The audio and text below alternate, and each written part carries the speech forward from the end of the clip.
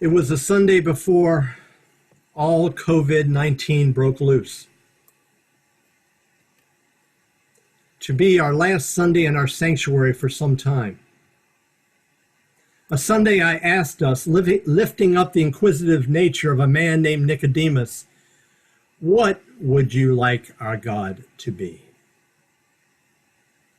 I asked each of us then to write down a few words on an index card in the bulletin, and to bring that index card forward to place on the table when you came forward to worship that day. What would you like our God to be?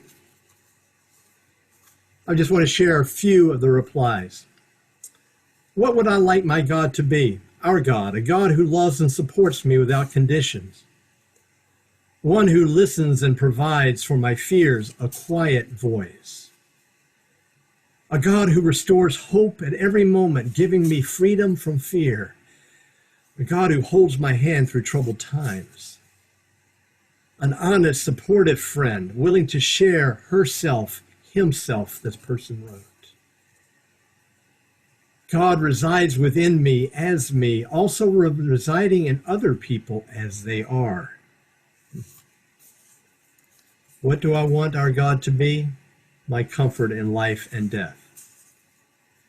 Inspirer of joy. And one person simply wrote, present. What would you like your God to be? Our God. That was 2 months ago. Today, halfway between Easter Sunday's resurrection of Jesus and the day of Pentecost return of his Spirit. Today, in our social distance from one another, and as we continue to imagine our celebration of worship in this whole new and unexpected way, today I would like to invite us to extend our imagination even further, to rise up and meet Jesus as he offers to us a word of Eastertide hope. Hope to his despairing disciples who could be any one of us in this wearying time.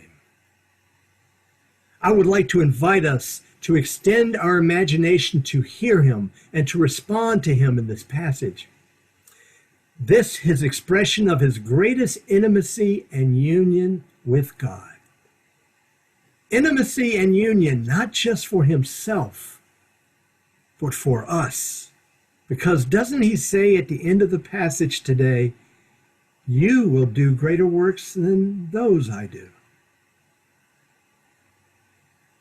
And so I invite each of you to rise up with me today and meet Jesus with our holiest human imaginations by asking ourselves beyond what do you want our God to be, to where?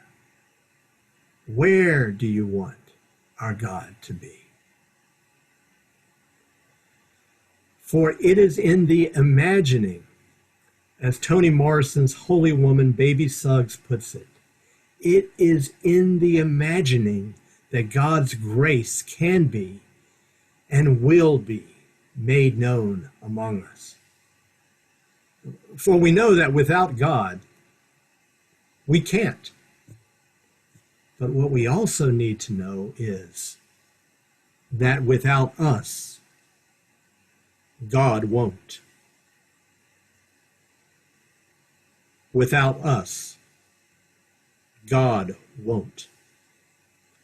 Not until we imagine where, apart from one another, where we want our God to be. Where do we want our God to be? Jesus' opening words today to his disciples, it leads us down and leads them down that garden path. Should we search for him in heaven? He says, in my Father's house there are many rooms. Or could he be talking about the second coming? And if I go and prepare a place for you, I will come again and will take you to myself. Or could he be saying, come along and find me in my crucifixion ahead? You know the place where I am going, he tells them. So the disciples are wondering, lo, is he here? Lo, is he there? In Jesus' words here, where do we imagine our God to be? Is it in heaven? Is it the second coming, heading to his crucifixion? Any combination of the above. In their grieving days, in our grieving days, we would very much like to know where Jesus is heading. And yet, in times of grief, it's hard to resolve where we would like him to be. It's hard. It's hard to resolve it because loss, as the disciples were about to experience it, loss as we are experiencing in our world today, these losses do not and did not hold a promise of that troublesome word, closure, for anyone. Closure. Where is the closure? The loss of Jesus to his Messiah worshiping disciples, the loss of the Jesus we may worship in our temple. These are complicated griefs that shift the world on its axis from one day to the next, with no going back to the world of before and no time to set things in order. Complicated griefs that can stifle our imagination. In her public radio program, On Being, Krista Tippett once interviewed Dr. Pauline Boss. Now, Dr. Boss is an educator, widely recognized for groundbreaking research she did on what is known as ambiguous loss. Ambiguous loss are losses such as the ones the disciples experienced and we are experiencing that defy closure and easy resolution. Krista Tippett said to Dr. Boss, "I feel like it's kind of mysterious how important it is for human beings to bury their dead." "Yes, it is," Dr. Boss said. Krista Tippett said, "How do you understand what that is in us as a species?" Dr. Boss said, "I don't know if it's important to bury our dead, but I think it's important for us to know where the body is." Where the body is. How can we resolve where we would like our God to be today if we don't know where his body is?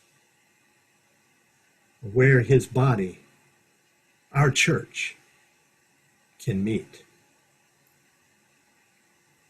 Mary could relate. Remember her anguished words at Jesus' tomb to the angels, asking her why she was crying? Mary cried, "They have taken away my Lord, and I do not know where they have laid him. Where is he? Where is his body? Where is the resolution of our loss? Answers, please." And there is no resolution. And there are no easy answers. There is simply our search for the intimacy that Jesus today shares with us, that he shares with his Father. The intimacy he then shares is ours for the receiving. It's ours for the receiving if we can imagine it.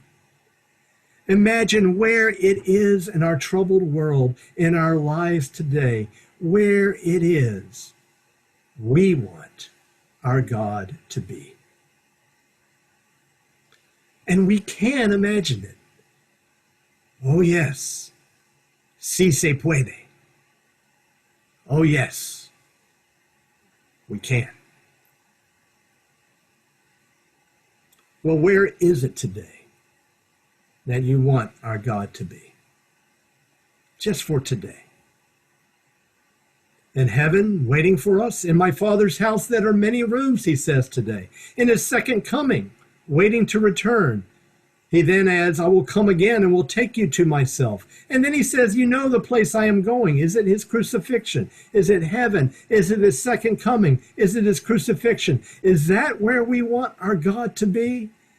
Okay. Indeed. And I ask us to remember, it's Eastertide now.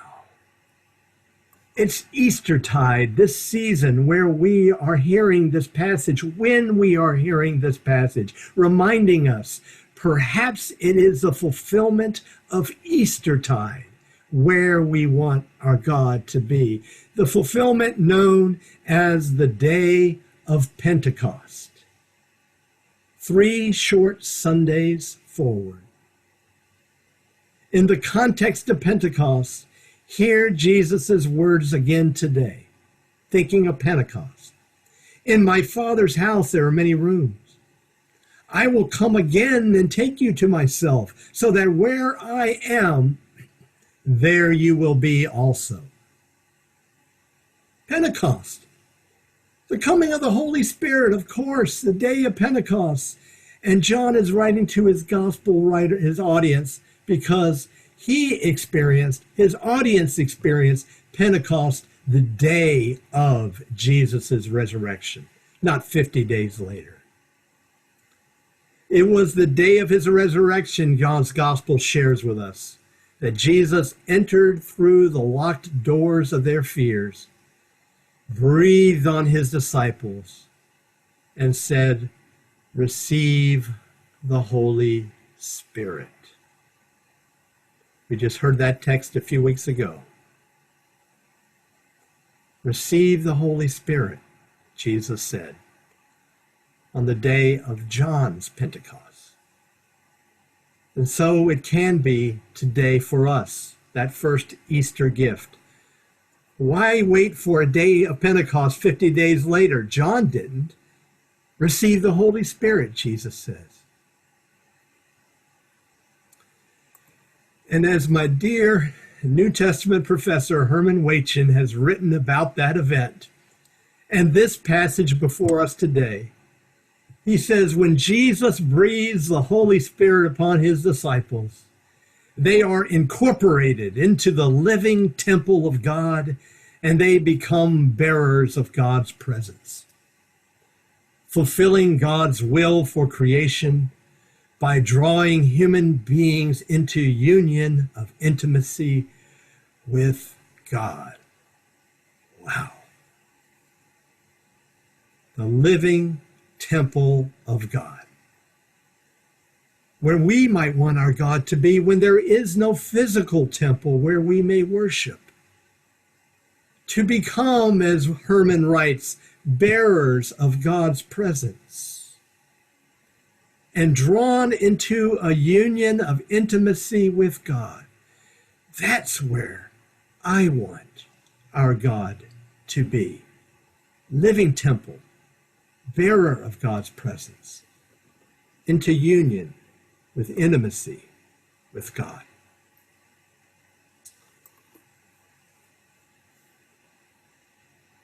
Since we do not have his body anymore, or ours for that matter, we must live with our ambiguous losses, unresolved in a world that demands resolution.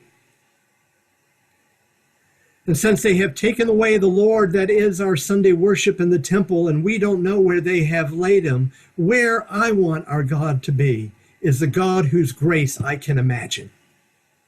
Imagine as a living temple he makes us to be through his Holy Spirit breath. The breath of the one resurrected, who returns into their midst and into ours to be seen among us. And as Jesus tells Philip today, whoever has seen me has seen the Father. Whoever has seen me has seen the Father. Jesus says to his disciples, the first day of his resurrection, see me, receive the Holy Spirit.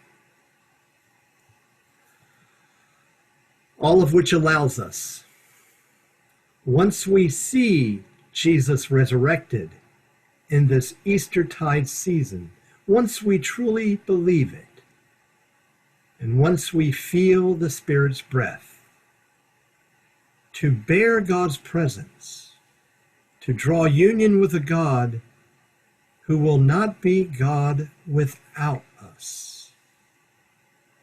Once we experience that, we know without us, God won't.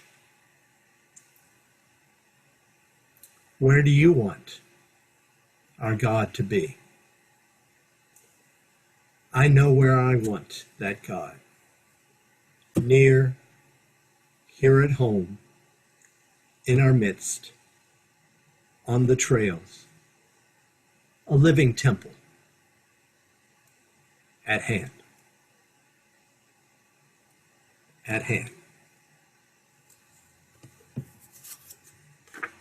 Present.